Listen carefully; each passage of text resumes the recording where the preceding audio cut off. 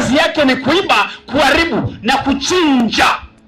Anasema lakini mimi nimekuja ili wale wanaonipokea wao hawataibiwa, wao hawataharibikiwa, wao hawatachinjwa, bali wao watakuwa na uzima, kisha watakuwa nao tele. Amen. Kwa Yesu anakupa matunda hayo, na ameipa tunu, amelikuza. Anasema kwangu uwe na uhakika utakuwa na uzima, na kisha utakuwa nao tele. Maana yake ukiwa kwa Yesu hautaibiwa, ukiwa kwa Yesu hautaharibikiwa, ukiwa kwa Yesu hautachinjwa, utakuwa mzima, utakuwa na uzima. Anasema kisha utakuwa nao tele. Shetani ni mwizi, amekuibia, lakini pia ameua na watoto wako. Kuna wengine ameua mpaka watoto wako wamekufa. Shetani akiingia mahali anaiba, anachinja, anaharibu. Nami nimekuletea habari njema za Yesu kwamba yuko yeye mtu wa uzima,